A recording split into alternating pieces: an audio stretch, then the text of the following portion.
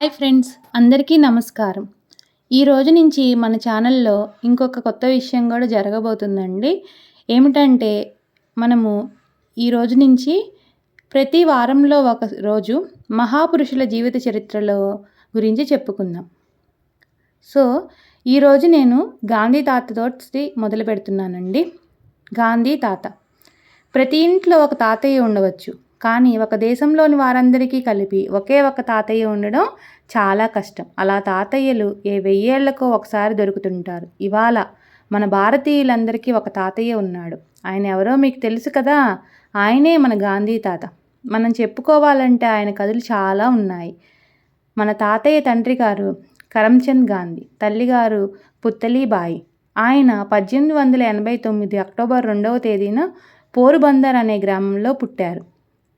ఈ గ్రామాన్ని సుధామపురం అని కూడా అంటారు. మన తాతయ్యకు బాల్యం పోరుబందర్లోనే గడిచింది. ఆ ఊరి బడిలో 3వ క్లాసు వరకు చదివాడేమో. గాంధీ తాత తన కథ రాసుకుంటూ ఇలా అన్నాడు.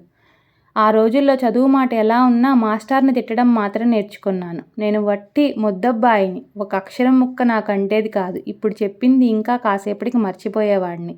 అంటే గాంధీ తాత చిన్నతనంలో మనలానే మామూలు కుర్రవాడన్నమాట. మన తాతయ్య 7 ఏళ్ల వాడై ఉండగా వాళ్ళ నాయన రాజకోట సంస్థానంలో ఉద్యోగిగా ప్రవేశించాడు. మన తాతయ్య కూడా తండ్రి వెంటకెళ్ళి అక్కడ బడిలోనే కొంతకాలం చదివి హై స్కూల్లో చేరాడు. మన తాతయ్య అక్కడ చదువుతుండగా ఒకసారి భలే గమ్మత్తు జరిగిందండోయ్. ఇన్స్పెక్టర్ తనిఖీకి వచ్చాడు. పిల్లలకు డిస్ట్రాక్షన్ రాయమని 5 గొట్టు మాటలు ఇంగ్లీష్లో చెప్పాడు. మన తాతయ్య హరిశ్చంద్రుడు లాంటి కష్టమైన ఒక ఇంగ్లీషు మాట తప్పు రాశాడు.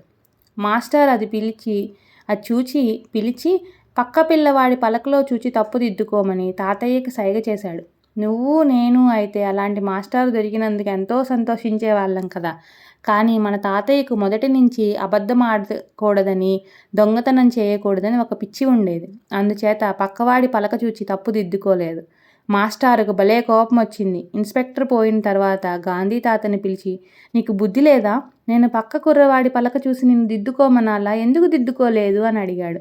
నేను ఈ బళ్ళో నుంచి పొమ్మన్నా పోతాను, కానీ చచ్చినా దొంగతనం చెయ్యను అన్నాడు గాంధీ తాత మాస్టారుతో. చూశారా, ఇలాంటి ముద్దు పనులు చేసే మన తాతయ్య లేకపోతే మనందరికీ ఒకే తాతయ్య ఎలా దొరికేవాడు? ఇంకొక విచిత్రమైన కథ. గాంధీ తాత 12 ఏళ్ల వాడై ఉండగా ఆయన అన్నగారు ఊళ్ళో 25 రూపాయల దాకా చిల్లర బాకీలు చేశారు. కానీ తండ్రికి తెలియకుండా తీర్చే ఉపాయం తోచలేదు అతనికి. అన్నదమ్ములు ఇద్దరూ కూడబలుక్కొని ఎలాగైతేనే ఒక నిర్ణయానికి వచ్చారు. అన్నగారి చేతిని బంగారం మురుకు ఉంది, దాన్ని కొంచెం నరికించి బాకీ తీర్చుదామనుకున్నారు. గాంధీ తాత ఈ పని చేశాడే కానీ గుండె దడదడా కొట్టుకుంటూనే ఉంది. తండ్రి గారు తన్ను కొడతారని కాదు, కొరతను వేస్తారని కాదు. గాంధీ గారి తండ్రి పిల్లలు తప్పు చేస్తే తను బాధపడేవారు. చేతులతో తల ఊరక బాదుకునేవారు. అలాంటప్పుడు ఈ తప్పు తెలిస్తే తండ్రి గారు ఎంత బాధపడతారు? తను శిక్షించితే పర్లేదు, కానీ తండ్రి గారు బాధపడతారు కదా. ఇక జన్మానికి మళ్ళీ దొంగతనం చేయకూడదని మన తాతయ్య చెంపలు వేసుకున్నాడు. అయినా ఆయన బాధపోదలేదు. చేసిన పని తండ్రి గారితో చెప్పి తీరాలనుకున్నాడు. ఎలా చెప్పడం? ఈ మాట వింటే ఆయన మనసు ఎంత నొచ్చుకుంటుంది. ఒకవేళ చెప్పినా దానికి తగ్గ శిక్ష వేయడేమో. తాతయ్య మనసు వెనక ముందుకు గుంజింది. జరిగింది చెప్తే వేస్తే కానీ పాపం పోదనుకున్నాడు తాతయ్య. వెంటనే తండ్రి గారికి ఇలా ఉత్తరం రాశాడు.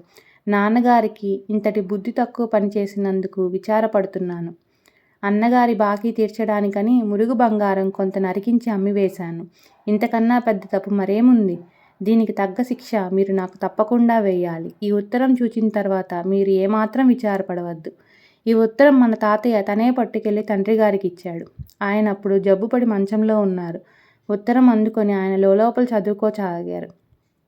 వారి కళ్ళ నుంచి కన్నీటి చుక్కలు జొడజటా కింద పడినాయి. అది చూడగానే తాతగారికి కూడా పటపటా కన్నీళ్లు రాలాయి. కరమ్చంద్ గారు అమిత ఆనందంతో పొంగి వచ్చే వాత్సల్యంతో కన్నీళ్లు నించితే మన తాతయ్య తాను ఎంత తప్పు పని చేశానన్న విచారంతో కన్నీళ్లు నించాడు. ఇంతలో ఎవరి కన్నీళ్లు గొప్పవో మీరు చెప్పగలరా? లేక ఆ విక్రమార్కుడే దిగివచ్చి చెప్పాలంటారా? కరమ్చంద్ కుమారుని ఉత్తరం చదివి మెల్లగా చింపివేశాడు. కొడుకును దీవించారు.